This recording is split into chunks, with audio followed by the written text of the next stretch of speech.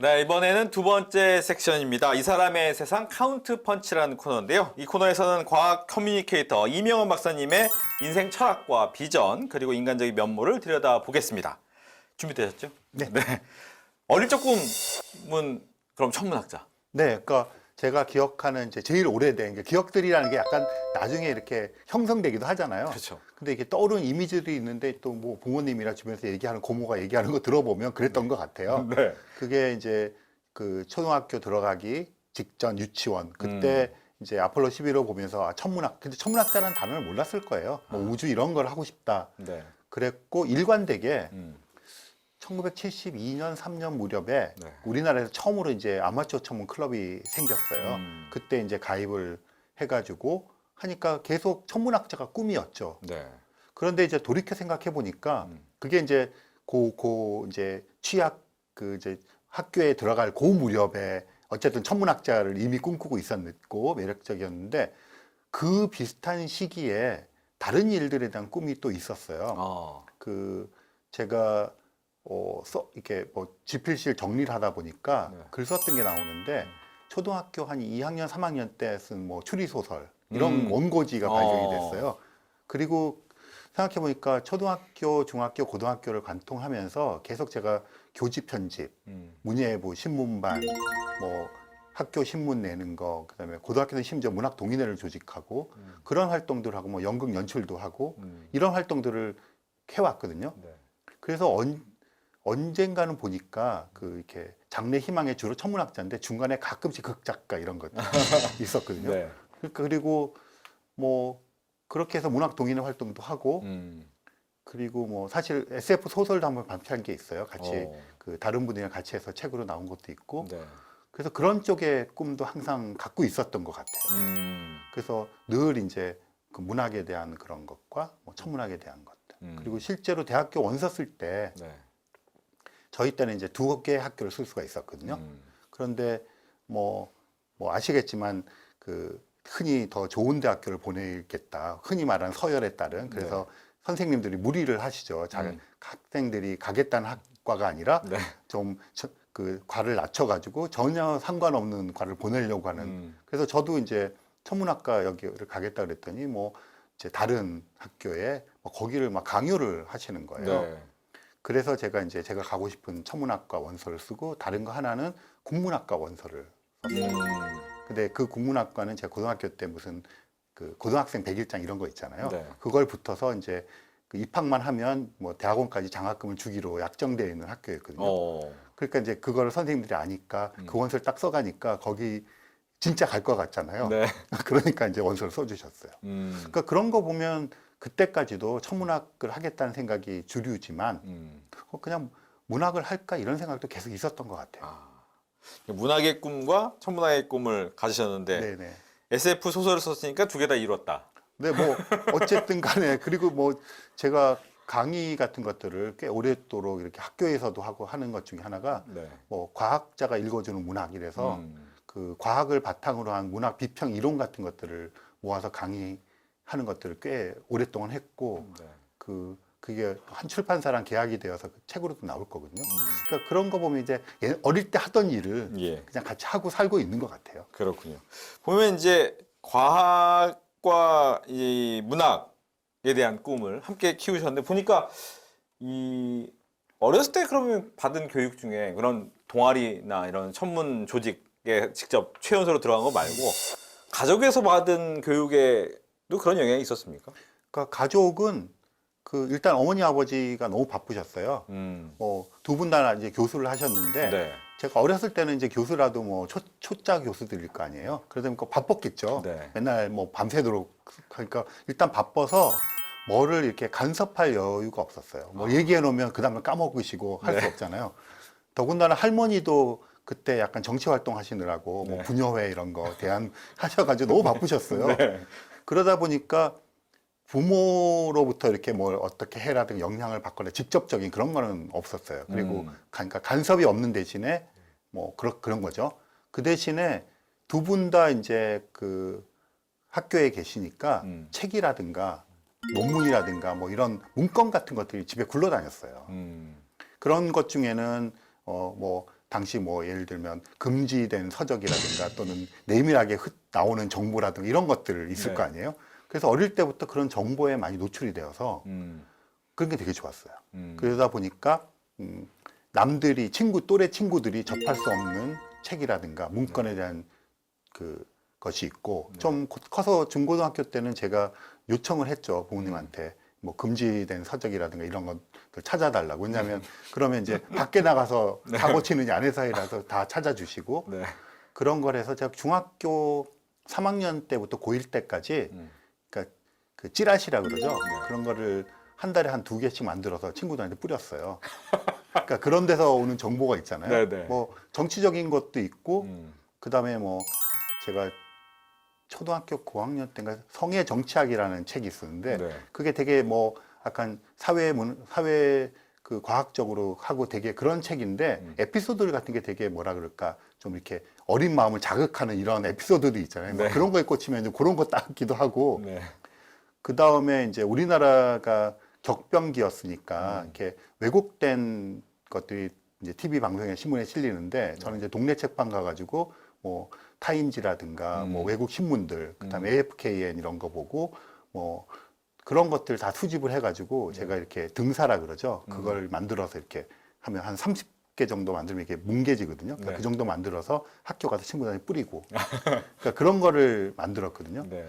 그러니까 부모의 영향이 직접적인 영향이라보다는 이제 부모가 그런 이제 학문 활동을 하다 보니까 그 정보에 많이 노출이 될 수가 있어서 그러니까 저는 정보가 그러니까 친구들 중에는 진짜 시골에 살아서 책이 한 권도 없었다 이런 친구들 있어요. 친한 친구 중에. 근데 저는 정보가 너무 많아서 네.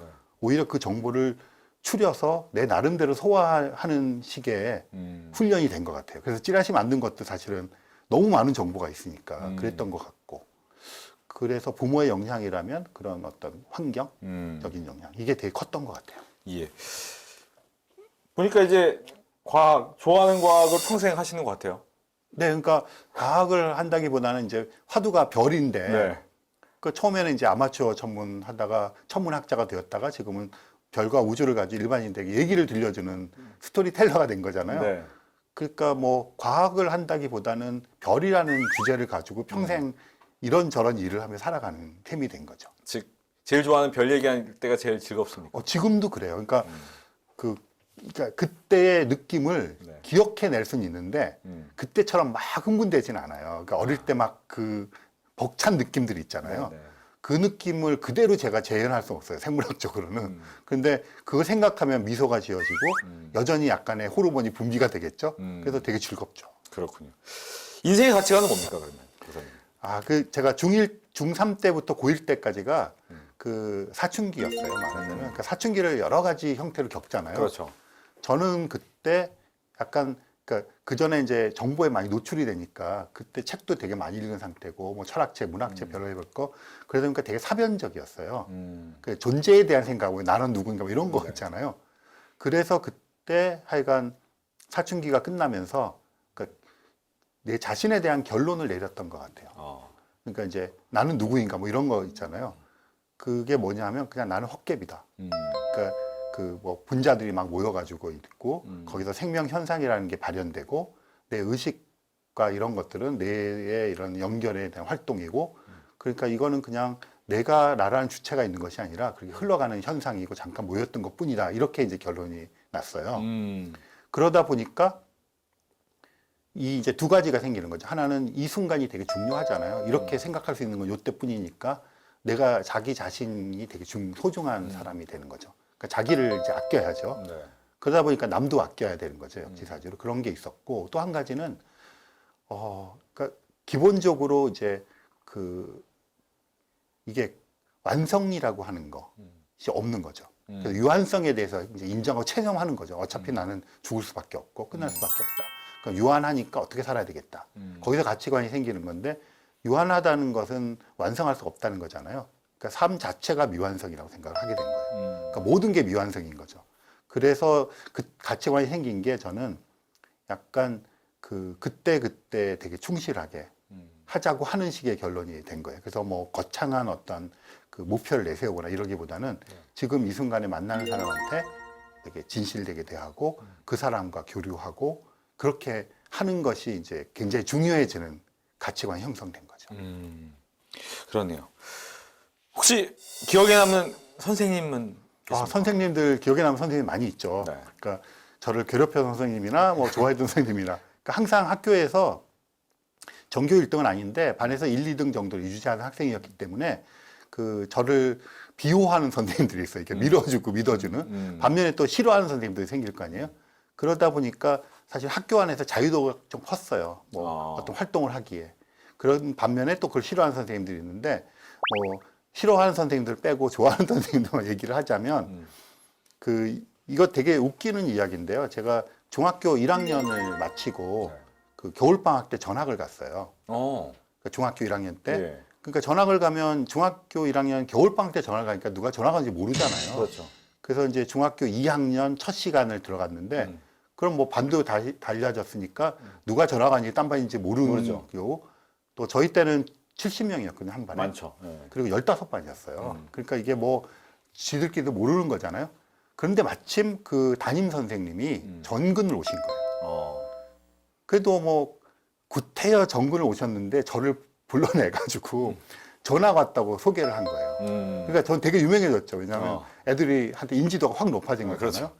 그래서 그 선생님이 제가 지금 생각해 보니까 학교 졸업하고 이제 몇 년 안 된 선생님이셨어요. 그러니까 의기에 넘치고 네. 그래서 그 선생님이 이제 저도 전화 왔으니까 둘이 친해진 거죠. 좀 친해져서 이제 그런 뭐 이야기도 많이 나누고 사적으로 그러고 있었는데 봄 소풍을 갔어요. 봄 소풍을 갔는데 이 선생님이 저희 반을 다 끌고 다른 반과 이렇게 분리가 되어서 어디 계곡으로 데려가는 거예요. 그러더니 너희도 분명히 몰래 쌓은 술이 있을 거다. 다 내놔라. 압수를 했어요. 그래서 이만큼 이제 쌓이는 거죠. 네.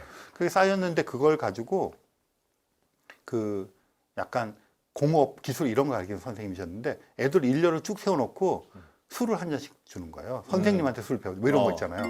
애들 거기 반응이 너무 웃겼대. 우는 애도 있었고요. 무섭다고. 그리고 어떤 애는 막 쭈뼛쭈뼛하고 이런 애 있고 하여간 줄을 세워서 가져온 걸 다 뺏어서 한 잔씩을 따로 줬어요. 근데 저는 집에서 뭐 제사 때 정종 같은 거 한두 잔을 마셔봤지만 본격적으로 술을 마실 때는 아니었거든요. 근데 이제 선생님이 따라주는데 그냥 따라주니까 폭 마시니까 한 잔 더 주니까 또 폭 이렇게 마신 거예요. 네. 그래서 이제 소풍 끝나고 선생님이 저랑 다른 친구 2명을 찍어서 네. 집으로 데려갔어요. 네. 그래가지고 그 집에 갔더니 사모님도 선생님이었는데 집에 있는 술을 가져와라. 그래서 우리랑 술을 선생님한테 배워야 돼 뭐 이런 거 있잖아요. 네. 그래서 그날 늦게까지 집에다 전화해놓고 술을 먹었는데 네. 같이 갔던 친구는 이제 몇 잔 먹고 뻗어 자고 네. 대작을 했어요. 네. 근데 하는데 저는 쌩쌩한 아주 젊은 몸을 똑대네. 가지고 있고 쌩쌩하잖아요. 네. 그러니까 선생님이 이제 당황을 하셔서 사모님 술 더 사오라 그래가지고 그래서 그게 전통이 되어서 여름방학 때 이 친구랑 이제 집에다가 선생님 집에 간다고 뭐 양주 한 병 가져가 그리고- 우리가 같이 마시고 네. 그게 그 1년에 한 4번 정도를 그 선생님한테 가고 중3이 되어서도 이제 가고 네. 고등학생인데 이 친구는 다른 고등학교 갔는데도 연례 행사처럼 1년에 한 2-3번을 가고 대학교 한 1학년 때까지 갔는데 이 친구가 이제 재수 삼수를 하면서 흐지부지 됐어요. 그래서 그 선생님이 그리고 나서 이제 뭐 저한테 나중에 연락 한번 주신 적도 있고 스승이 날 때 제가 한번 찾아가지고 본 적도 있고 그래서 그 선생님도 기억에 굉장히 많이 남는 선생님이에요. 그렇군요. 야, 뭐 재미난 얘기를 많이 들었는데 앞서서도 잠깐 얘기 나왔던 부분이지만 한 번 더 질문 드려야 될 것 같아요. 현대인들한테 과학이 중요한 이유는 어디 있습니까? 중요한 이유는 이제 현대인들은 네. 지금 우리가 이제 얘기할 때 뭐 이렇게 약간 그 빈부의 차 같은 거 얘기하잖아요. 경제적으로. 네. 근데 경제적인 빈부의 차도 되게 심화되고 있다. 국가 간에도 그렇고 그렇죠. 또 개인의 어떤 지식 면에서도 그렇고 정보면 모든 것들이 약간 양극화되는 현상들을 보인다고 하잖아요. 네. 그러면서 이제 나오는 이야기 중에 하나가 공감을 우리가 못한다. 공감이 부족하다. 왜냐하면 세대 간에도 그렇고 막 그게 문제다 이렇게 얘기를 하잖아요. 예. 그런데 사실은 최근에 이제 많은 과학을 바탕으로 한 이제 학자들이 얘기하는 게 우리가 공감이 부족해서 이게 문제가 생긴 게 아니다. 너무 공감하기 때문에 생기는 것이다. 이런 얘기예요. 그래, 그건 무슨 얘기냐면 네. 가만히 생각해 보시면 양극화되거나 세대 간에 갈라질 때 그 세대 간에는 공감을 전혀 못하지만 그 안에서의 공감은 너무 깊어지는 거예요. 그래서 지금은 우리 편, 남의 편이 중요하고 그렇죠. 일단 우리 편이 되면 무슨 짓을 하든 다 용납이 되고 그러는 거예요. 따져봐서 우리 편이지만 이런 건 잘못했고 이런 게 아니라 그냥 저쪽 편이었으면 나쁜 놈인데 우리 네. 편이면 그냥 무조건 이해할 만해. 이해할 만해. 뭐 그런 게 너무 심해진 거죠. 그러니까 사실은 지금 현대는 세대 간이건 정치 세력 간이건 뭐 사람들의 가치관의 문제건 국가 간이건 각각의 내부에서의 공감의 깊이가 너무 깊어진 게 문제인 거죠. 그게 깊어지다 보면 그렇게 되면 전체주의적으로 나가고 누가 무슨 잘못을 하더라도 막을 도리가 없잖아요. 내 편이라면. 내 편이라면. 근데 내 편이라는 것의 기준도 되게 애매해요, 사실은. 예전에 뭐 지역 이런 건데 지금 그런 것도 아니잖아요. 네. 그냥 뭐 내 편인 거죠. 네. 그래서 그런데 사실은 과학자들이 따져보니까 과학을 공부하고 과학의 원리를 따져보니까 우리가 진화를 해오는데 지금까지 이렇게 생명체들이 살아남은 걸 보니까 그 적자 생존 뭐 이렇게 해서 어떤 잘하는 것들이 생존했기 때문이 아니라 서로 공생했기 때문에 이제 이렇게 진화했다. 이게 지금 그 진화나 생물학 쪽에서는 아주 기본적인 그 패러다임이고 그 교과서적인 해석이거든요. 그러니까 지금 우리가 생존하기 위해서는 그런 과학에서 이야기해 주는 것들을 바탕으로 그런 걸 사람들이 이해를 하고 과학에서 이야기해 주는 우리들의 지금 우리를 하여금 우리가 있게끔 한 네. 것들 따지면 이거는 경쟁에서 어느 누구를 쳐내고 이렇게 해서 사는 것이 아니라 서로 여지를 주고 하는 것들을 통해서 지금 이렇게 있다. 우리뿐 아니라 모든 동물, 생존한 동물들이 그렇다는 것이 알려졌거든요. 그렇다면 그런 것들이 과학적 사고 방식인 거죠. 그래서 지금은 공감의 깊이를 넓힐 때가 아니라 여러 학자들이 얘기하죠. 공감의 반경을 넓힐 때다. 그러니까 공감의 반경을 넓히자 그러면 우리는 또 그러죠. 네. 뭐 세대가 다르면 예. 저 같은 이제 그 뭐 86세대가 MZ세대의 뭐 그들의 행위와 모든 걸 이해해야 된다 이렇게 하는데 그런 게 아니라 반경을 넓히면 자기네끼리는 굉장히 공감이 크겠죠. 그렇죠. 근데 조금 한 단계 가면 공감이 옅어질 거 아니에요. 네. 옅어지는 식으로 공감의 반경을 넓히자는 거죠. 그러면 어느 정도 저쪽과 이쪽에 타협점이 생기고 여지가 생기고 그 정도는 뭐 서로 그러니까 그런 걸 넓히고 그러면서 우리가 생존해 왔다는 거죠. 그런 식의 이제 과학을 보면 세상을 바라볼 수 있는 태도들이 여러 가지 생길 수가 있거든요. 그래서 공감의 반경을 통해서 넓힐 수 있고 그래서 과학을 하는 것들, 과학적 사고방식, 과학적 태도를 세상 보기로 하면 지금 한 가지 예를 말씀드렸지만 세상을 조금 더 평화롭게 네. 그리고 조금 더 여유롭게 내가 모든 걸 갖지 않더라도 같이 살아나갈 수 있는 그렇게 되면 조금 더 행복한 세상이 되지 않을까. 그래서 사람들이 과학을 알아야 되는 거는 뭐 과학적 지식을 알아서 뭐 연력학, 제2법칙 설명 이런 것이 아니라 네. 지금 말씀드린 것 같이 그렇게 하는 것이 우리가 정치적으로 사회적으로 막 합의해서 하는 것뿐 아니라 우리의 본능 속에 그런 것들이 본성 속에 진화적으로 남아 있다. 그러면 훨씬 더 믿는 구석이 생기는 거잖아요. 그래서 저는 사람들이 과학에 대해서 좀 이해를 해야 되고 과학 공부를 해야 된다고 생각을 합니다. 말씀하셨는데 이제 약간 좀 결이 다를 수 있지만 기술이 발달을 하면 즉 SNS나 뭐 이런 유튜브나 이런 걸 통해서는 자신이 좋아하는 사람들과의 연락, 자신이 좋아하는 프로그램, 자신이 좋아하는 성향을 더 확증해주는 성향으로 커질 수밖에 없잖아요. 네, 맞습니다. 근데 말씀하신 것처럼 이 공감의 반경을 넓히려면 그럼 어떻게 해야 됩니까? 이런 게 너무 많이 많죠. 펼쳐져 있는 상황인데. 근데 사실은 저희가 역사적으로 그런 걸 많이 경험을 했죠. 뭐 예를 들면 이제 우리가 스칸디나비아 국가들 얘기하면 뭐 스웨덴, 노르웨이 이런 데 얘기하잖아요. 그 나라들 지금 우리가 막 롤 모델을 쓰고 뭐 그렇게 얘기하지만 불과 한 5, 60년 전만 하더라도 난리가 나는 나라였죠. 그러니까 네덜란드도 마찬가지인데요. 네덜란드 뭐 지금 강소기고 합리적으로 하고 뭐 안락사 비롯해서 모든 쟁점들을 다 오픈해서 다루는 이런 나라이지만 그거 다 5, 60년 전에는 난리 났던 나라들이고 뭐 서로 암살하고 죽이고 난리 났던 나라들이에요. 경제적인 빈부. 그 대타협을 했죠. 그러니까 스웨덴 같은 경우도 아시겠지만 거기는 재벌이라고 하는 게 거의 한 집안인데 네. 그 재벌을 인정해 주는 거죠. 그리고 그 대신에 세금을 많이 내서 하고 뭐 경영권은 이제 전문 경영에 넘기고 그 대신에 부를 인정하고 이런 식의 지금은 우리는 그러잖아요. 뭐 타파라는 말 많이 쓰잖아요. 그리고 타파해야 되고 몰아내야 되고 우리 것만 순서 이런데 사실 그럴 수가 없잖아요. 그래서 거기도 그런 극단으로 가가지고 뭐 실업률도 높고 뭐 나라 뭐 난리가 날 때가 되니까 그런 대타협을 하자면 나라가 망하는 거거든요. 그때 이제 스칸디나비아 컨트리를 비롯해서 네덜란드 이런 데가 다 대타협을 한 거예요. 뭐 우리가 상상할 수 없을 정도의 폭동들 일어나고 그랬거든요.